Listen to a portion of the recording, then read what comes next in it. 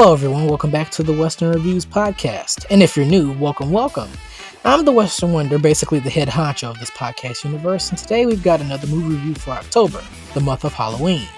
Now before this episode starts, I'd like to plug my other latest movie review for my podcast, Beetlejuice. It's a classic fun film for all, and who knows, you might like it, so check it out. However, be warned that most of these month's reviews and others to come will have a small, too big amount of spoilers, so you've been warned.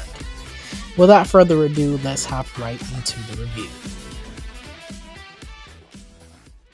The movie being reviewed today is the 1992 horror flick, Dracula. The film, based off of the 1897 novel written by Bram Stoker, was directed by Francis Ford Coppola, who has worked on plenty of well-known films from the last 3 decades in the 20th century. The Outsiders, Peggy Sue Got Married, Rumblefish, The Cotton Club, Apocalypse Now, and of course, the Godfather franchise. The script for Dracula, which attracted one of his cast members early who also managed to get Coppola involved, was done by James Hart, who also worked on film adaptations of novels including Hook and Frankenstein. The film will be released in the fall of 1992, November to be exact, and was a box office hit, making over $215 million worldwide over a $40 million budget, also receiving positive reviews despite a particular actor getting criticism for his or her performance. But we'll get to that. The film has had some accolades to its name as well. It won 3 Academy Awards for Best Costume Design, Best Sound Editing, and Best Makeup, and received 5 Saturn Awards and 4 BAFTA or British Academy Film Award nominations. With this information aside, let's get to the plot and the story. So the story revolves around this grotesque-looking Count Dracula, played by Gary Oldman, who has plans of moving to England.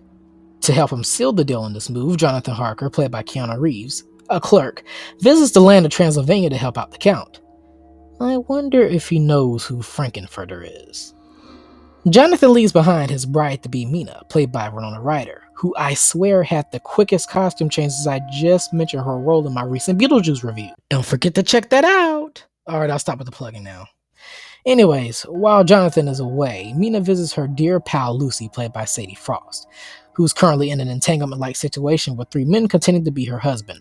Those men being played by Cary Elwes, Billy Campbell, and Richard E. Grant. Spoiler alert, she ultimately picks Cary Elwes. Now back to Jonathan. He's having a rather tense meeting with the Count, who does everything a vampire should do. Stays away from the sunlight, hates garlic and religious-looking caricatures, and loves blood. Oh, and the Count crawls around walls like he's got turtle fever or something, so I should probably check on him. To make matters worse for Jonathan, the Count seems to be showing romantic interest in his fiancée. As time goes on, Mina meets the mysterious Prince Vlad, also played by Gary Oldman, and Jonathan goes missing concerning Mina, all the while the Count is wreaking havoc in England.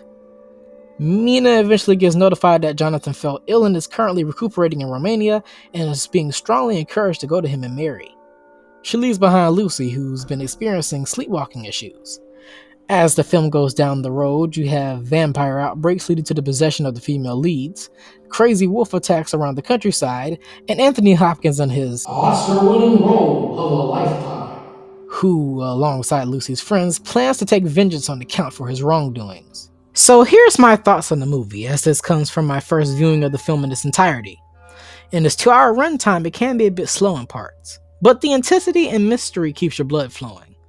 Okay, maybe I shouldn't be saying that given the villain, but whatever.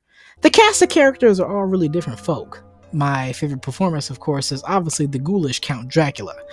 Gary Oldman plays the antagonist of much revolt, mystery, seduction, and appeal, both young and old.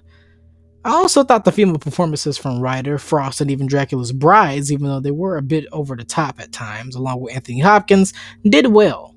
Then there's Keanu Reeves. He didn't really sell his character's accent in my opinion, and looked stiff as a board for the small amount of screen time that he got. But hey, at least he tried, right? The visuals in this movie are terrific, from the realistic blood and fang down to the spooky scenery. The music is good and the costumes are beautiful to look at. Some camera shots may be a bit jarring, but that's something to look past. Some people may prefer the book to the film, however, and I understand that. All in all, you may love or hate it, but at least give it a try. It was pretty good to me. But then again, this is my first viewing.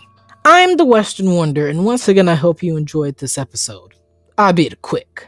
I want to plug my Beetlejuice review again one more time.